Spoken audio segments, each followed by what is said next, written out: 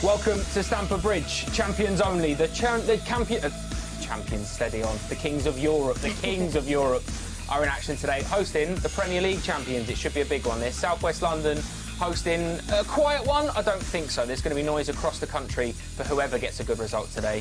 This is a big one. Chelsea and City, just over an hour away from kick-off at Stamford Bridge.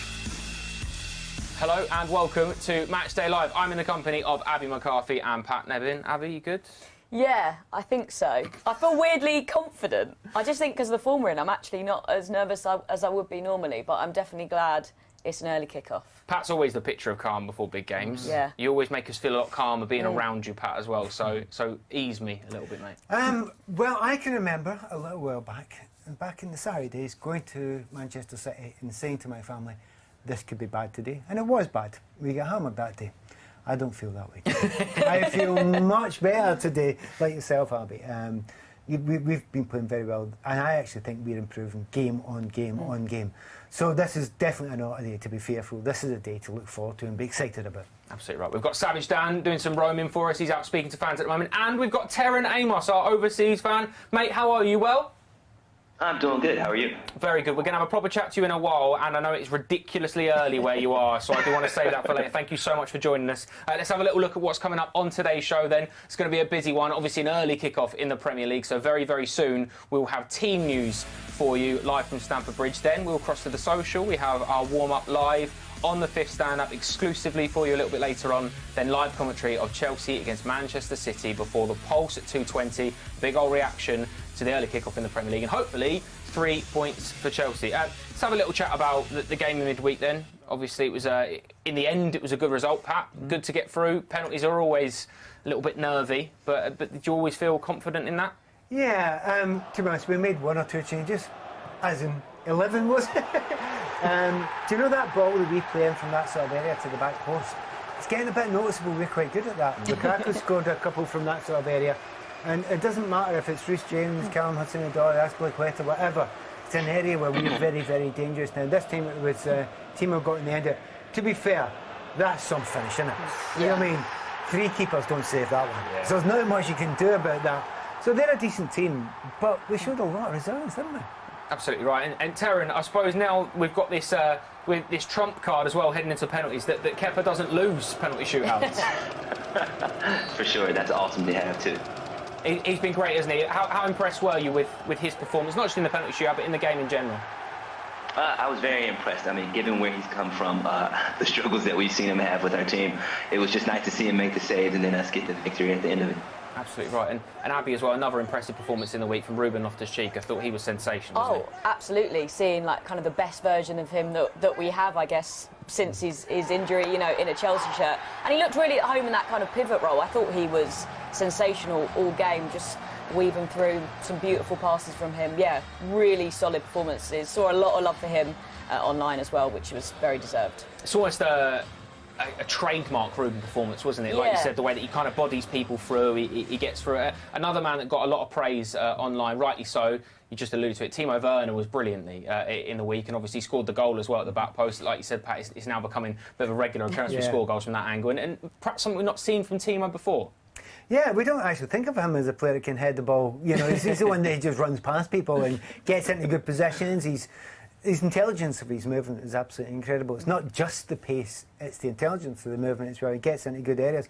But as a classic one, see when he hasn't given any time to think, he just puts it away. Yes. You know, just like bang, one touch in the net.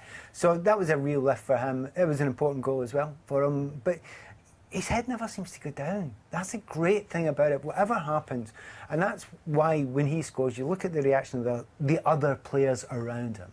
It's fantastic. They're desperately happy for him. So, yeah, it was good for him to get that. It's another lift for him, and we'll find out very soon whether it's enough to get him a start today. Well, we'll certainly find out. Another player that might get a start and getting a lot of love online was Kepa Arrizabalaga. We've already mentioned it a little bit, but he was superb. Again, quite a lot of love online coming in for him here. And you can see Kepa Arrizabalaga now has the most penalty shootout saves in club history in 7 as he moves clear of Petr Cech.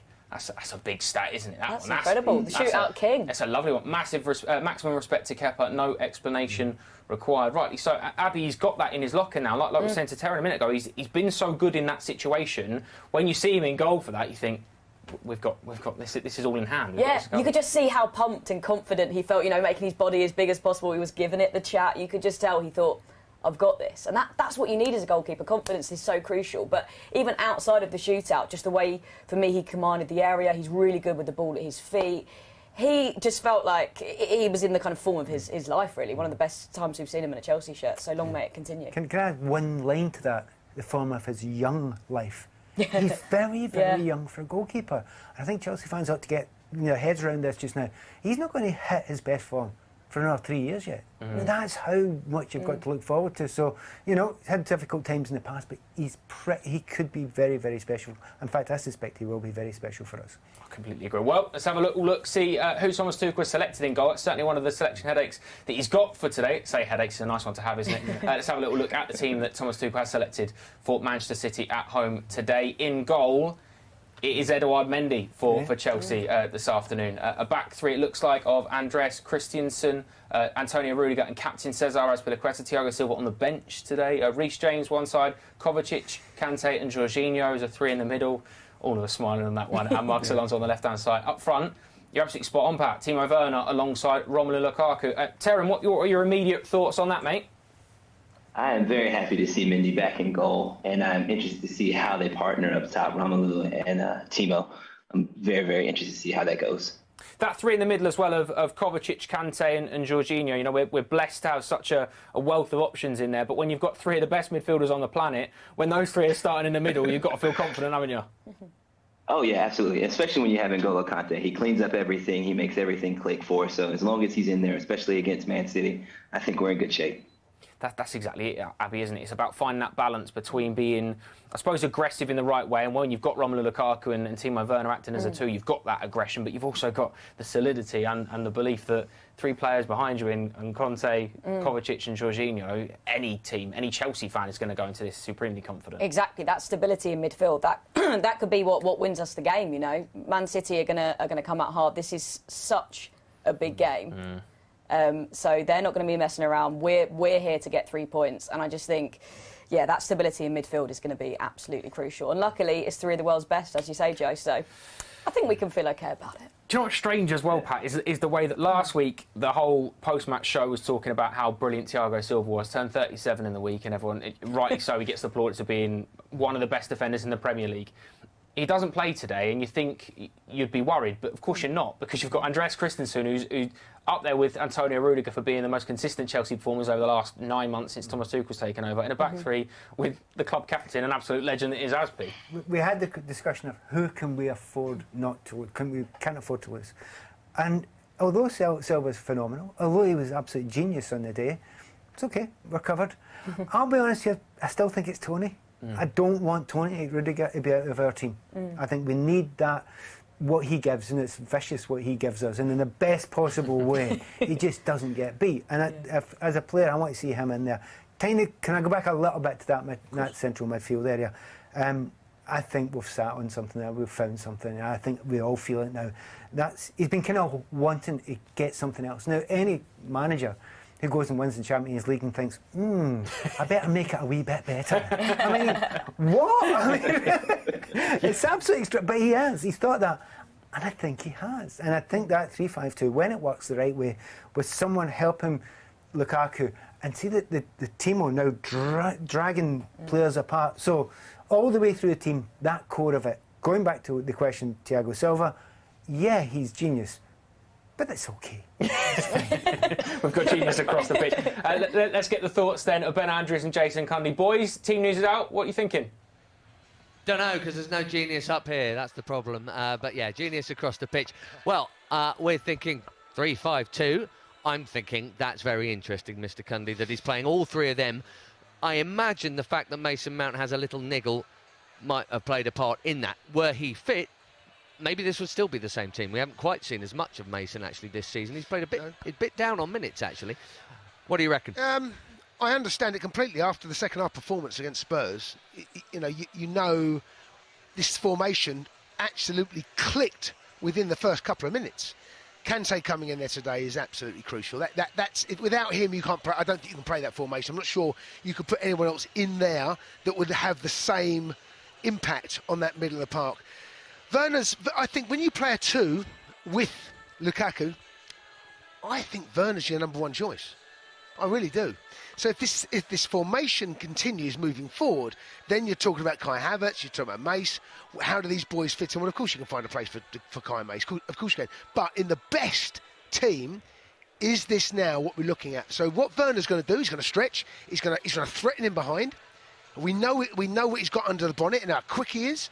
Lukaku's hold-up play now is really, really starting to impact on the game. And I've noticed the balls into Lukaku, they're not zipped in. They're kind of weighted in at a time where he can pin the centre half, and that allows players to go and join him as well. So look, this formation was excellent against Spurs second half. But whether you say A teams for the biggest games, I think it really depends on the oppo. Now, Tottenham were going to play a certain way. Manchester City will not play anything like Tottenham did. Werner, obviously, for stretching. My mind, folks, immediately goes to Wembley, another game where Pep could not find a way through. They barely created a chance. Werner caused them problems. That ball down that left channel for him was a big deal. So there's that going for him in this instance here. Now, City obviously are going to have a greater amount of possession than Spurs did. Extra man in midfield to break it up, and that threat of Werner over the top, that seems logical to me. Yeah, and also what this shape allows you to do, it allows the wing-backs to be even more adventurous and take calculated risks because there's an extra man in the middle of the park. So if you're looking at a 3-4-3 and the wing-backs pile on, then you've got 5 players, and there's a transition, out of position. So you've got the 3 up top plus the wing-backs. That can really hurt you, especially against a side like Manchester City. With this formation and Kanté in there, you can actually say to your wing-backs, go on, you can be ambitious, and if there is a breakdown in transition of possession, then we have men in the middle of the park that can recover, in particular, as again, covers quick over the ground, as Kanté is. Jorginho less so, so that right-hand side, Aspie has to be very careful if James is out of position, and they decide, and Zinchenko or whoever's coming down that left-hand side, whoever it's going to be, Grealish, you need to make sure you are absolutely on that, not allowing him 1v1s. Depth in squad, so crucial. We talked around the time of the Champions League final about how maybe it wasn't a coincidence that the 2 best squads around got as far as they did, and they were the two formed teams in Premier League terms in terms of points since Thomas took over. You just look, you think who's not involved for Chelsea today? Mason not at all, Kai Havertz and Thiago Silva's not playing. And you look at their bench, it's got Sterling, Ferran Torres, it's got Riyad Mahrez. It's serious strength, isn't it? I mean, that team's got Foden and Kevin De Bruyne, and Bernardo always seems to play well in this fixture. And I know they haven't got Aguero anymore, but they're scary too, aren't they? Yeah, absolutely. And there's a lot of quality on this field and on the benches. It's just not depth. You just said the word there, Ben. It's quality. You look at that bench and you think, OK, when they come off, they can have an instant impact. We're not talking about a player that's played 30, 40 games. We're talking about players that have come off and made maybe 200-300 appearances in their career and had an impact in games. So this is it's a squad game now. Ben, when you and I used to watch football back in the 70s and 80s, in the 90s, it was very different back then. It was your first 11 and then the bench. Now, it's not that. It's your first 11 and your second 11. That's what it is now. Yeah, lots of changes. 8 of them, incidentally, for Chelsea today. The ones keeping their place from the Villa game, Reece James, Timo Werner and N'Golo. But Aspie's back with the armband today. Back to you, folks. Top work, boys. Thank you very much for that. Absolutely right. That it's about the squad game, and I think quite a lot of social media reaction, rightly so, talking about maybe partnerships we've not seen before. The first one that we're all very excited to see is about Romelu Lukaku and Timo Werner starting up top, which you can completely understand why. The second one is as well. That's a partnership we've been very much looking forward to. And then the third one is about our 3-man midfield. I mean, look at that, holding the Super Cup. N'Golo Kanté, Jorginho and Mateo Kovacic. Sensational. Genuinely, absolutely stunning. But that's like the boys were saying, Abby, and to steal Jason's words there, it is a team game. And when you look at the 2 squads, you go, OK, this is not only a big test today, it's as much a test for us as it is for them in terms of that aspect. So going into it now, you look at the teams, we've had a little chat about it, you're feeling more or less confident? I thought Pep was going to overthink it and maybe put out a slightly different team to the one that I think he has. So that's maybe a little bit less confident. But then looking at our team and just the momentum behind us at the moment, the fact that we've conceded 1 goal that's a penalty, we're just in absolutely phenomenal form. So I still think we've got this, but yeah, the nerves are starting to creep in. I need Pat to calm me down again, I think. Well, we'll get to that. It's time now to cross to the social.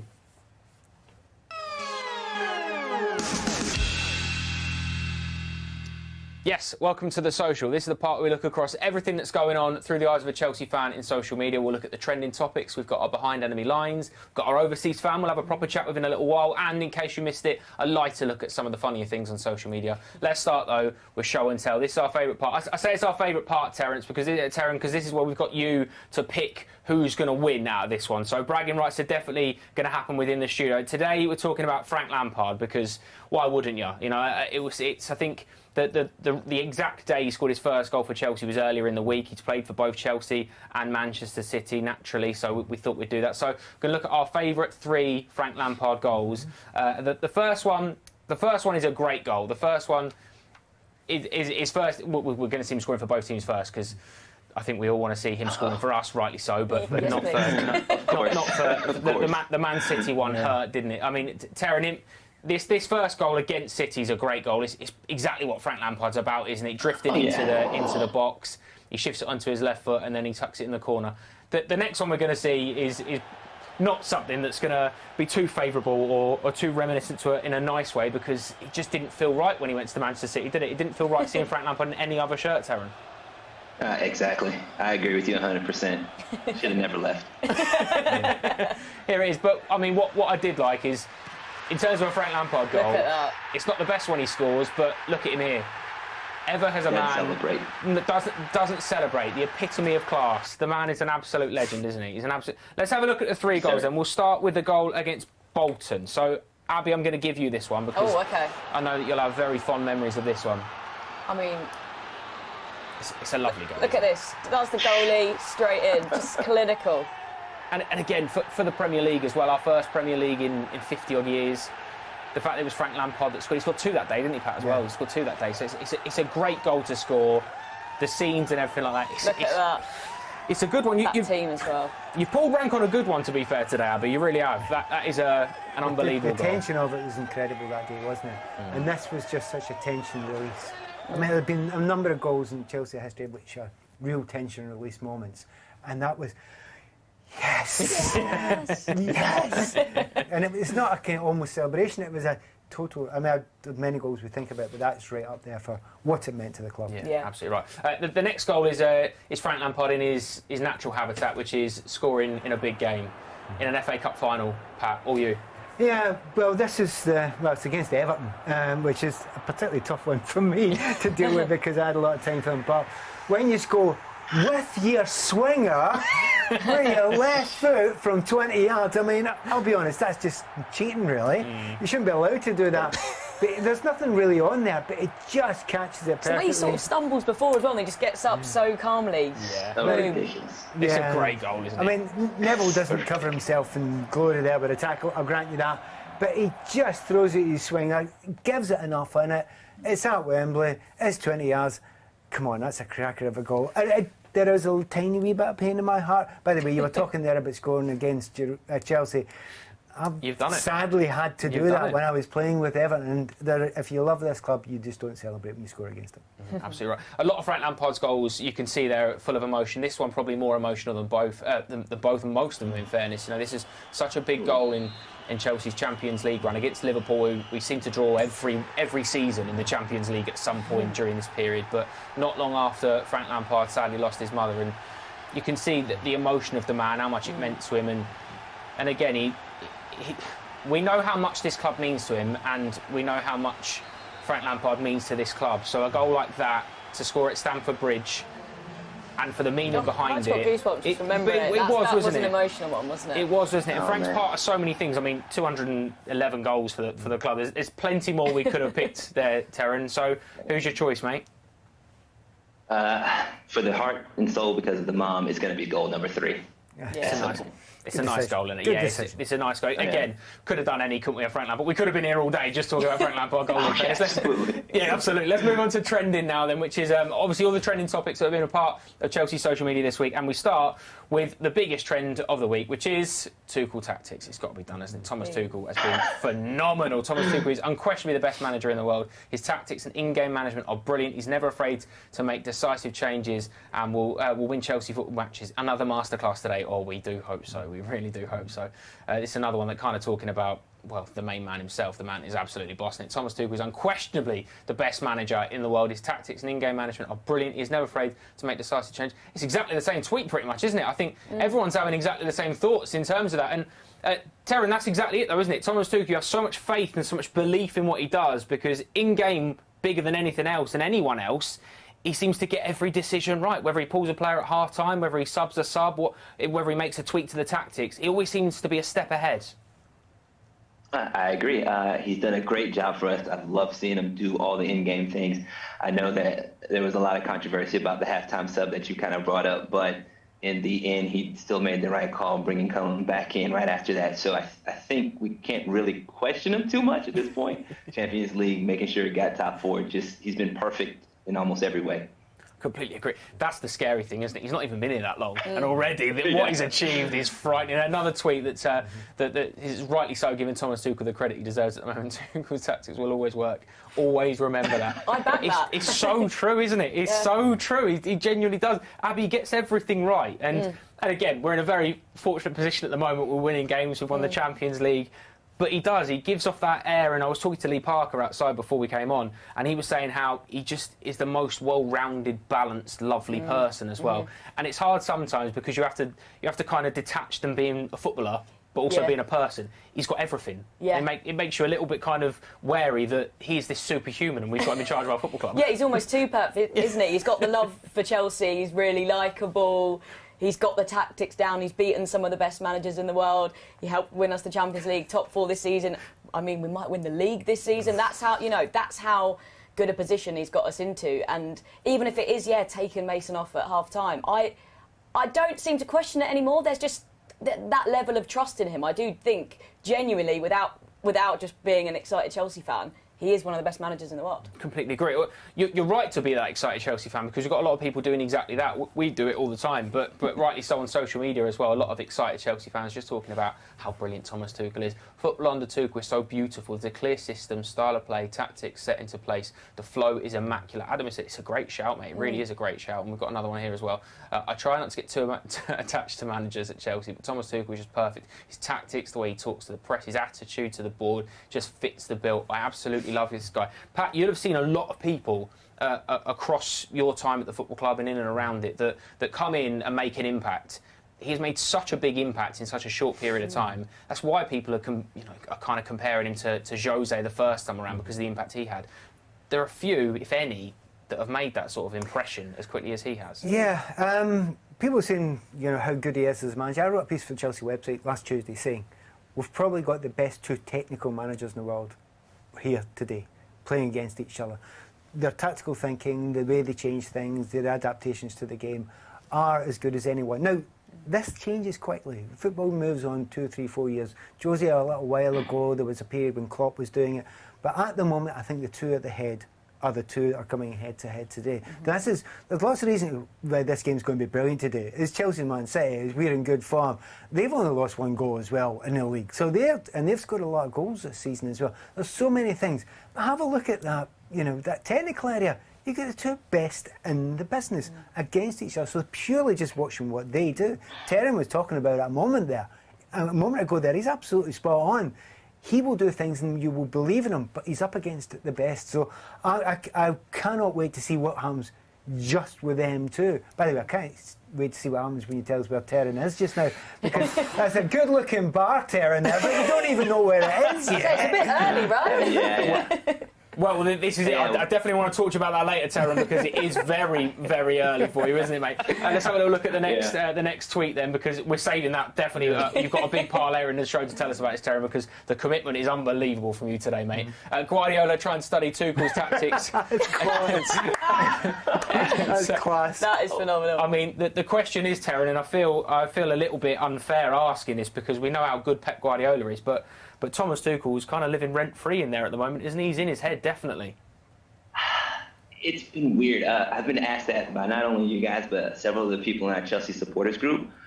For the most part, I have always been saying, as of late, I don't think Tuchel's in Pep's head. I think Pep's in his own head because he can't figure him out. And Tuchel just runs out of lineup.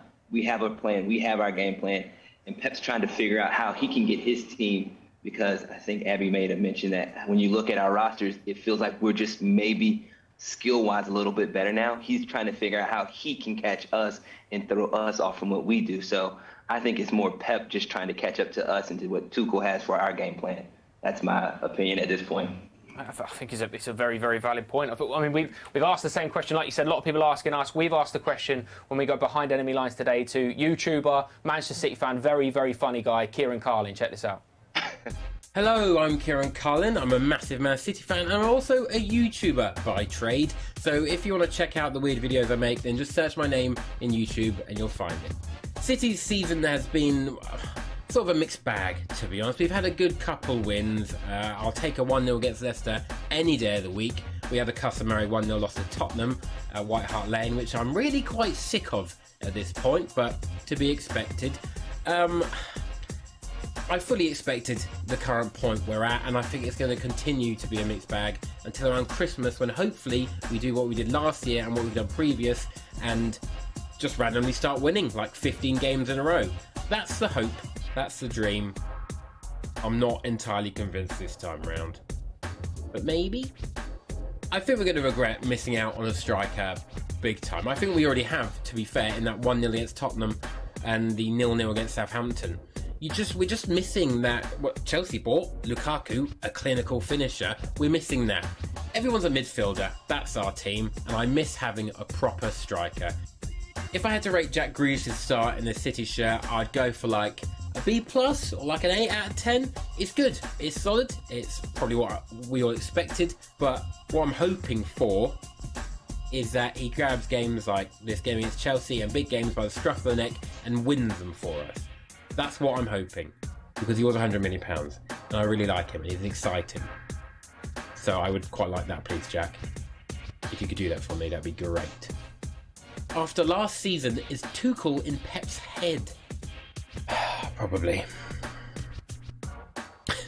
Honestly, I'm sick of it. Pep keeps popping up with these strange formations, especially in the Champions League final, which really bothered me. And he tends to do that against managers that he sort of has a weird record against. So when I'm thinking about this now, I think Tuchel might be in my head as well, and Pep. I'm fed up with these silly formations and silly selections. Just want to beat Chelsea. Still my head in. For me today, I think the game is going to be decided in how our centre-back pairing deals with the threat of Lukaku, because apparently we've only got Diaz and Ake as our fit centre-backs for this game, and if that's true, that's what I'm terrified of. I mean, that's where it'll be decided. Lukaku's on his game today, then we're quite frankly stuffed. He's very funny, Kieran. And also, it means a lot. We know that he really does want to beat Chelsea today because he's one of Zach's best friends. He's a regular on the show. So trust me when I tell you, Kieran definitely does want. But Zach also will be giving Kieran a lot. Kieran, thank you so much for that. Very, very funny. Yeah, go and search him out on YouTube. He's very funny.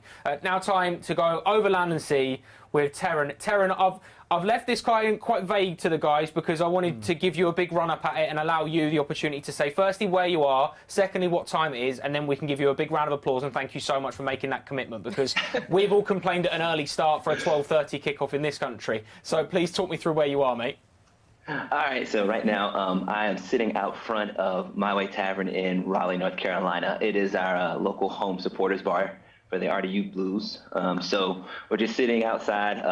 I have some good friends, the people that brought me in, Shell and Tiff. They got me set up outside early this morning. Right now, I'm looking at the time. It is 6:54, and we got out here about 5:15, just to make sure we could get things set up. We could talk with you guys and just have a good time today.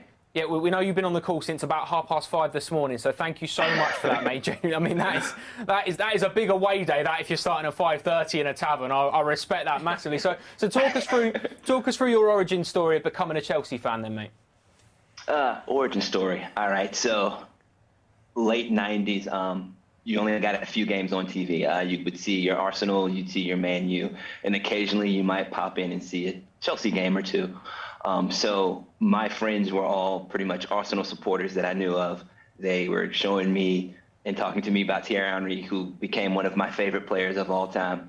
But me and my mom have always had this tradition of where it's sort of like you don't always pick the teams that are the cream of the top or of the crop at that time. So looking at the teams around that time, Chelsea, my favorite color being blue, they had African-American players. African-American, I identify with that as being a player as well.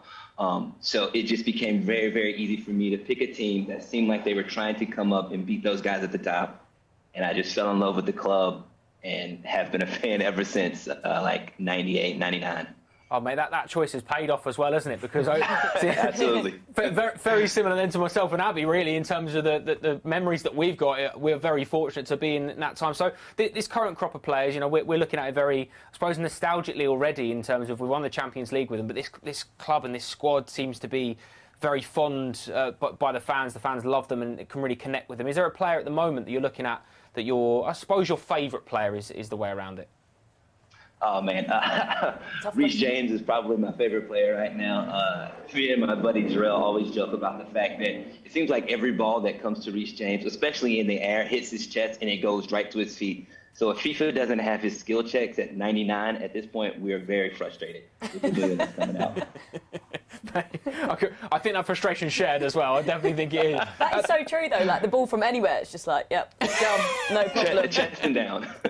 Phenomenal, it really is. So Terran, and talk us about your supporters club. You mentioned there you're at the tavern now, but talk us through the work that you do and obviously how the supporters club is going for you now. It's going great. Like I said, I wasn't the one that founded this. Shell and Tiff did. It was founded in 2018, and it was basically them and their newborn baby. And they were just trying to find people who love Chelsea, who wanted to watch the games. I actually just was searching one day, trying to find bars and places that would actually show the Chelsea game. I got tired of always going down to London Bridge, which is deeper into downtown Raleigh. So I eventually was able to link up with them, and then they brought me into the fold. We would always start to link up and hang out together and get to games. So we moved around to a few different bars, but eventually we settled on My Way Tavern. And so we've been coming here for the last year and a half prior to the pandemic and all that good jazz. So when we were able finally to get back together, it ended up working out well for, I guess, everybody, because I started to bring friends into it, guys that I was playing soccer with just in pickup games and men's leagues around here. And also just telling people, hey, I'm going to go watch a game this weekend. You want to come? And sure, we can come check it out. So that's how we've ended up here, and that's kind of been our story and where we've been going from there. Mate, absolutely love that. Absolutely love it. Terran, thank you so much for joining us, mate. You're sticking with us for a little bit longer, aren't you, as well? But right now, though, we've sent Dan out. Danny's about. He's going to join us very, very soon. But right now, we've sent him down, strolling down the Fulham Road. Welcome to the Shed Wall. You will see this if you are walking outside Stamford Bridge. It is a wall full of legends. You've got one here, Gianluca Vialli. Do you know what? Let me turn this camera around. There we go. We've got Gianluca Vialli right there. Player, manager, absolute legend of the club. We've got Peter Bonetti, ridiculous goalkeeper. I mean, look at that, 729 appearances, 208 clean sheets. Some record that. The big man, Branislav Ivanovic, deserves that cup. Remember his huge goal when we beat Napoli on the way to the Champions League final. Dennis Wise, one of my personal favourites when I was growing up. He was the guy. The guy. Number 11, club captain, doesn't get much better. Absolute legend. Sorry, I'm just going to rant all day because this man is, for me, probably Chelsea's best ever player. Ridiculous. Top goal scorer from midfield. Whew. Ron Chopper Harris. And, I mean, this man, He could catch absolutely anything. That's all right, mate. If you had the ball and you was trying to get past him, you're going to need a ridiculous amount of something. You're going to need something if you want to get past him. Ashley Cole, Champions League. See, look, I mean, everyone on here is a ridiculous Hall of Famer. You only make it to this wall if you are the best of the best. Mr. Peter Osgood, number 9, big number 9, followed by another number 9, Jimmy Floyd Hasselbank. I'm sure there were rumours that he had the hardest shot in the world ever. Probably still does. Captain, leader, legend. 26. We all know what this is, who this man is. Mr. John Terry, captain, lives and breathes Chelsea. Even now, he's watching us every week. One of my favourite ever men in football. Nobody has ever had a bad word to say about Ray Wilkins. An absolute, I've got a feeling he was Chelsea's youngest ever captain, if my memory serves me correct. Absolute legend. We obviously walk outside. We've got the Chelsea Megastore right here, and then we come up to the king of Stamford Bridge. That is Didier Drogba. I mean, this is some walk. It really is. The guy's, he's over there laughing. He's obviously not a Chelsea fan. Marcel Desailly, I mean, just a giant rock of a man. Petr Cech, he won everything of us here. Came back, did it again. He's even playing hockey now. He's just the best keeper that we have ever had, in my opinion. The magician, Gianfranco Zola. The man that made me and a lot of people fall in love with the sport. Kerry Dixon, an absolute, just a number 9, a sharpshooter, a absolute cold-blooded killer in front of goal. 420 appearances, 193 goals. Bobby Tamblyn, and there we have it. That's the end. That is the shed end. Legends, and I'm sure there'll be a few more added to that in the not too distant future. Right, let's crack on with In Case You Missed It then. This is a little bit of a lighter look at social media from this week, and it was a big game in midweek. Chelsea played Villa in the Carabao Cup. We had a couple of special attendees. Prince William was in attendance. Obviously not too chuffed with the result, but we've got our own king here, I'm afraid, Prince. This man. Not this man, in fact. In fact, I'm talking about N'Golo Kanté, but let's move to this man now. If you haven't seen this already, right, this is the Vice President of Suriname, who is 60 years old, OK? He is playing in a CONCACAF Champions League game against Olympia, OK? 60 years old. He owns the club, captains the club. What you can't see there is that his team lost 6-0. He played 54 minutes and then subbed himself off. Well, Thiago Silva, though, he'll be playing until he's 80, and he'll probably still be decent. He subbed himself off for his son as well, which is quite nice, isn't it? Yeah. Pat, I mean, I know you've got some stories. You'll have played with some people, but have you ever seen an owner that's gone, I could do a job up front with you? I've known a few that think they could, but none that actually could. I've actually an owner that had never actually gone and seen a game of football, and within 6 weeks he was given the manager information of how he should play. That's the way it happens sometimes. But they get nodded along. But the fact that he played, did you say 54 minutes? 54 minutes. Wow. Not bad, though. I have to. Do you know last week we had our guest on from our fan guest on, and it was a picture of him and I had played together, and I think 55 when we played together out there. I felt all right. But you're a young man. You're a young. 60's pushing it. I don't want to. I don't want to have a pop at him as well. But I'm not sure about his heat map. I'm not sure how much. Not sure. How much ground he's covering. I don't think I was carrying as much timber. Absolutely not. Let's have a little look at one more in case you missed it as well, which is Chelsea and Liverpool have got very, very similar starts to the Premier League. And when I say very similar, I mean absolutely identical. Week 1, both win 3-0. Week 2, 2-0. Obviously, we drew with them 1-1 third week. Week 4, 3-0. Week 5, 3-0. That might change today. We've got Manchester City. I think they've got Aston Villa, haven't they? So yeah. Right, now time to hand over to Jason Cundy and Ben Andrews, who are going to take us through the warm-up. Give me a minute, mate. Worry me.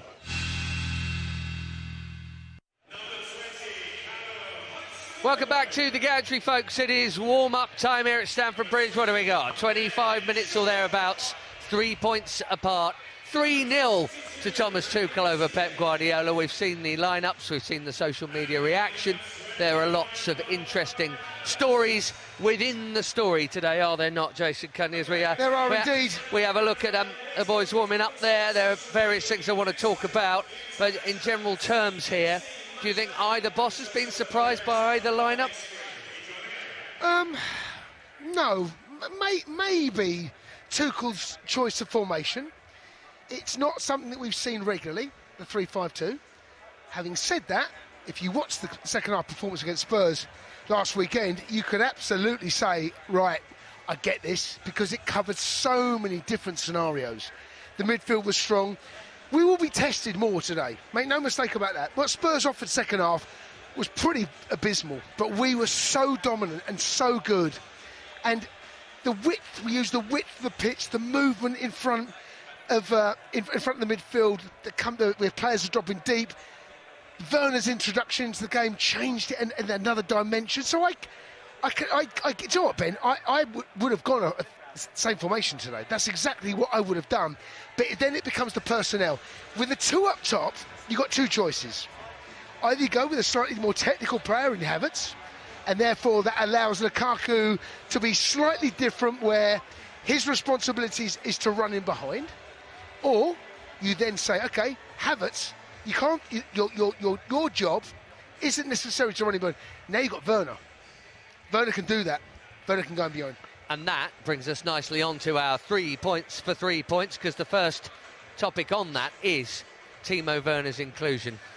That Manchester City semi-final at Wembley, he was a pain in the bum for them. He really was. And if they are playing a higher line, it seems to make sense. So using Timo's pace to stretch that City back line. We don't even know how fit Laporte is, because there were rumours that he wasn't going to be fit. Diaz is playing, Stones isn't that fit, Ake is on the bench. So really test him out in that regard. Yeah, what Man City do is that they are very consistent. They will not adapt their style, formation, generally, to the opposition. So you know what you're going to get. And yes, of course, Pep will look at the opposition and tactically tweak one or two things. But what they're not going to do, Ben, is sit deep. That's not happening. So you know there's going to be space in behind. Space in behind, you need pace. Werner has that in abundance. So what that will do to them as a backline, do they press high? Do they get as close to their midfield? Or with the pace of Werner, do they just sit just 2 or 3 yards slightly deeper than they want to? In which case should allow those 2 or 3 yards, sound small, but they're crucial if you're playing the ball into someone like Lukaku's feet. Now, point 2, the midfield battle, winning it. Well, right from the off, we got an extra body in there, earned the right to play by winning that midfield battle. So we've got those 3. You've talked about how well they were at Spurs. City have got Rodri in there. Phil Foden probably, Kevin De Bruyne, and maybe Bernardo comes and helps. They're quite fluid in that regard. If you recall Porto, though, he didn't pick either Fernandinho or Rodri. And I remember the coaching staff that night telling me that they had a plan for one of them playing, and they had a plan for both of them playing. They didn't have a plan for none of them playing, because they couldn't have conceived that City would line up without at least one of them. It was Gundogan in there on his own, who'd been scoring all their goals. Now he's got Rodri in there. Yeah. Do you see that as a 3v3 in there, or not really? No, I do, but our midfield 3 is going to be tighter than theirs. Their midfield, I expect a 4-3-3 from them. But their 4-3-3 is not going to be the same as ours, because the wing-backs that give us the width, one of their 3s going forward has to give them the width. So therefore it's slightly different. But in most games, certainly of this magnitude, the midfield area tends to be the battleground. Not always, but more often than not, whoever comes out on top tends to get the lion's share of possession, and more often than not perhaps go on to win that. I think the formation that we've got covers a lot of bases. Yes, that's going to be the area then. And let's have a look at one of the individual battles, our third point here. Reece James against Jack Grealish. Grealish has started the season well. James had one wobble early on in that Champions League final against Sterling, but otherwise he had him in his pocket. I know there are a million different things collective like the midfield battle, but this could be a big one, couldn't it, Reece James and Jack Grealish? Yes, but what this formation does with the 5 in the middle, or depending where the ball is, it could be a 5 at the back, and it could be a 5-3-2.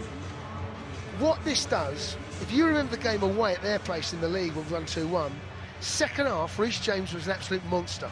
And what he did, he pushed Mendy back. He kept pushing him. He was high, he was wide. And what that done, that stopped Man City getting forward. If he does that role today, that should stop a lot of the ball possession going into Grealish's feet. Having said that, that doesn't necessarily mean it's going to happen every single time. And if Reece is high and wide, the midfield, in particular, probably Jorginho, maybe, I don't know who's going to play on that right-hand side. Whoever's going to be, they have to really have an eye, be cautious about where you are when Reece goes high, when we've got good possession.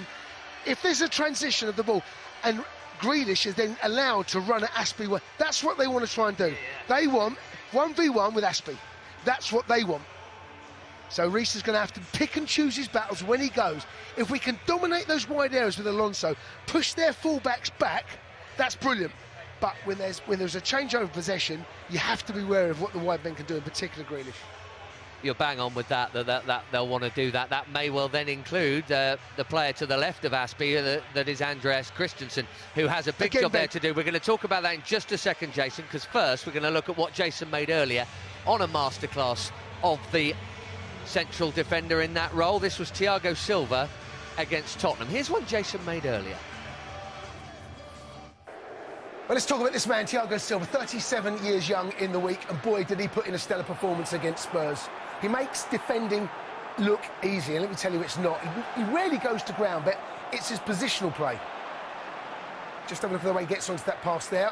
He reads the situations incredibly well, rarely goes to ground. And this time out, just judges the bounce and gets in front of Son. But he reads the pass on this occasion. Just have a look at Son on the edge of the box. He's looking to get into Thiago Silva, getting behind. Thiago Silva sees it coming, drops off, makes that look incredibly easy. This time covering the near post, all good centre-halves should too. Reminds me a lot of John Terry. Again, this time now, just waits, doesn't have to dive in, forces the mistake. And eventually they end up giving the ball to him. The only time he does go to ground is when he's going to win it. On that occasion they're superb. But it isn't just his defending, it's setting up attacks. 5 Spurs players taken out with that first-time pass. Again, on this occasion, setting up an attack instead of just heading the ball into the middle of the park. And his passing as well is superb. The pass for Marcos Alonso on this occasion. Beautiful pass in behind. Marcos latches onto it. It's a brilliant volley. But what about that pass? 40, 50 yards. And it's not just the passing. He also, if there's space in front, he's got to stride into it, setting up attacks, going in for the middle third, into their final third, and breaking their lines. And he capped off a brilliant performance with our first goal of the day, his first of the season, and to think that we signed him on a free.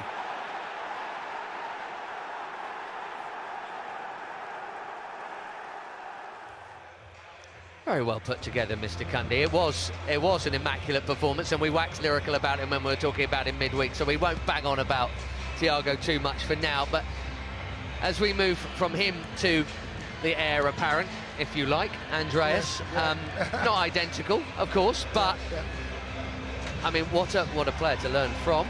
Not that Andreas, you know, is not pretty close to the finished article himself, but obviously is at the other end of the experience scale. But it's that position, isn't it? And trying to be that immaculate defender. Wow. Ben, it's now a position that when I played, you had to be young, fit, quick, strong.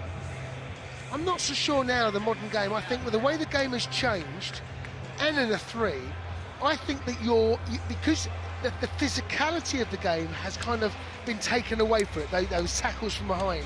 Now it's about judgment of position, spatial awareness, getting sucked into spaces where you don't need to be, holding off.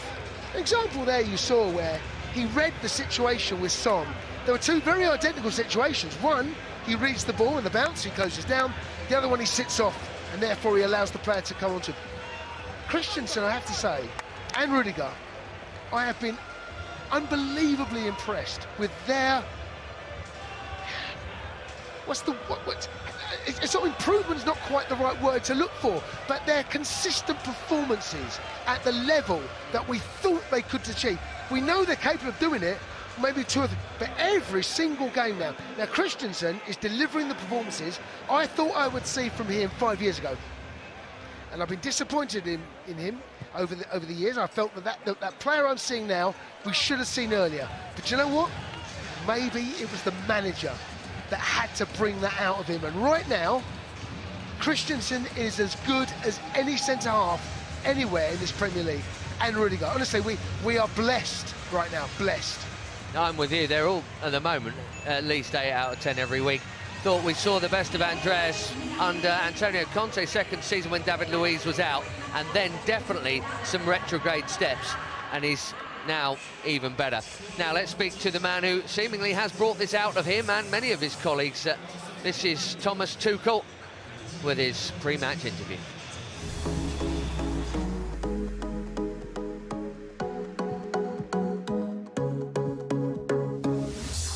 So Thomas, it's a big week ahead. How much are you looking forward to the challenge of Manchester City and then the trip to Juventus in the space of just 5 days? Nice fixtures. Oh my God.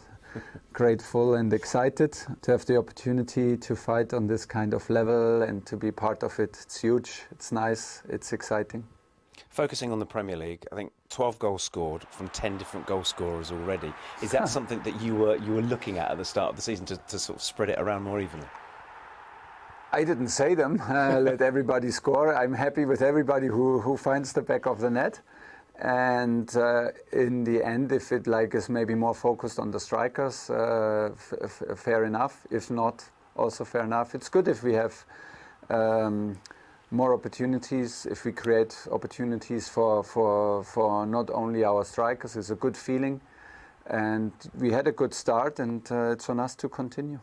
Reece James hit the back of the net, of course, at the end of the shootout midweek against Villa. How pleased were you with his overall performance, and what did it say about his character after what had been it's been a difficult week, hadn't it, for him personally? Yes, and he lost a bit of focus, which was absolutely also normal and understandable. So we left him out in the, I think, Tottenham match, and he came back with a strong performance in the back three, which suits him also very, very, very good because he is good in build-up play. He is fast enough and confident enough to defend on the side or step out for defending aggressively.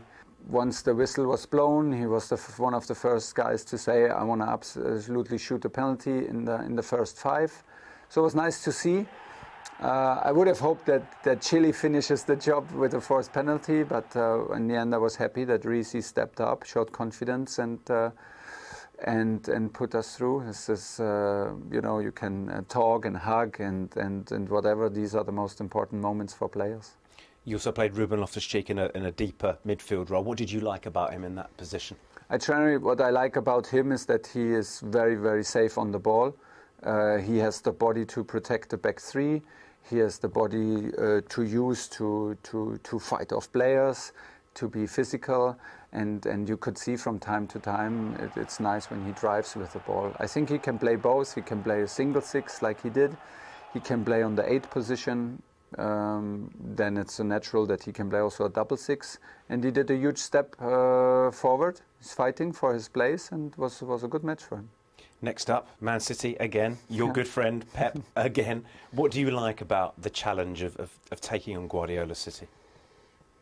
Not so much. Not so much, and at the same time we like it a lot because if you prepare a team to win against Manchester City, this is also the feeling that you want to have, because then you know, okay, if you prepare a team to beat a Pep team, then you know you compete on the highest level, and this is what I'm up for, and this is what makes me absolutely feel alive and happy. They absolutely push you to the limits. He has such a huge influence on any club that he trains, on any team. They are the team with the highest intensity in the opponent's half for the high pressing. So there are some benchmarks where we can only say that we want to close the gap for not only 90 minutes, but of course for tomorrow for 90 minutes, and then to have the same consistency throughout seasons is quite impressive. I'm a big admirer of his influence, of his beliefs, of his of course of his results that result of a certain belief and style. We are at Stamford Bridge and try to make it happen one more time with our fans in the back. Without giving too many secrets away, what is the key to preparing players for a game like this? To don't overdo it, also to not give too many informations, because I think there is not the one solution. They put a lot of, you need to be aware of certain behaviors. This is what we did today about the pressing, where are the zones with the highest pressure, how to escape the pressures, give some solutions, and at the same time feel confident in what you do, and try to encourage everybody into to create situations that we think that Man City does not like, and find a good mix between information and also trust in your own behaviors.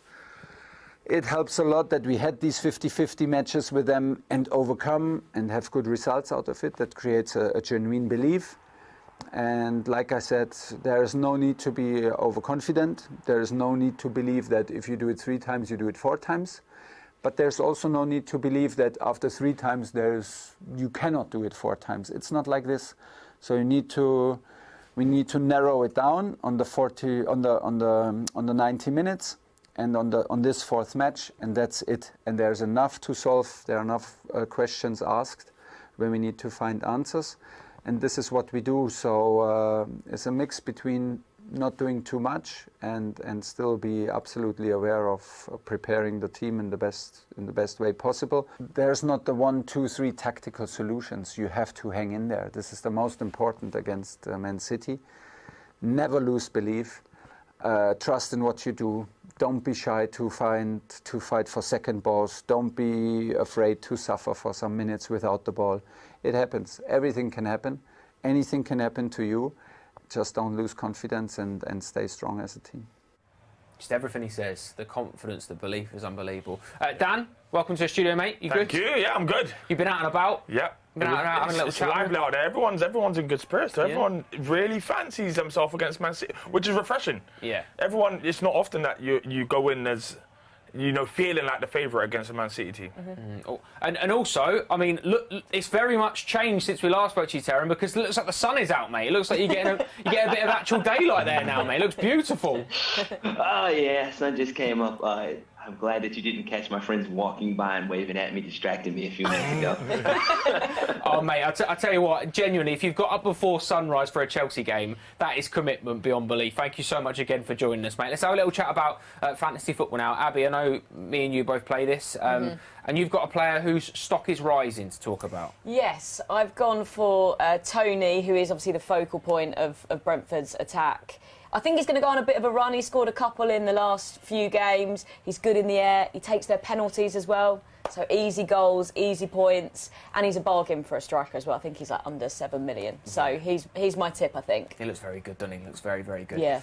I've gone for a player that's stock is falling, and it's a very serious point. I've gone for Bruno Fernandes. I've gone for Bruno Fernandes. It's not like you. Reason being, right, is Cristiano Ronaldo is a big boy, right?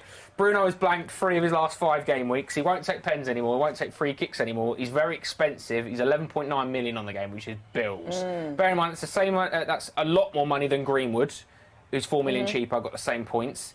Less points than Ben Rama, who's got 5 million more cheap. He's 5 million cheaper if you want to get him. So yeah, if you're an FPL player. And it's got nothing to do with the fact that I'm still peddling this narrative. So you've actually got some reasons there. Well, this list goes on quite a lot, actually, quite a lot. But let's have a little look then. Dan's been out chatting to some fans.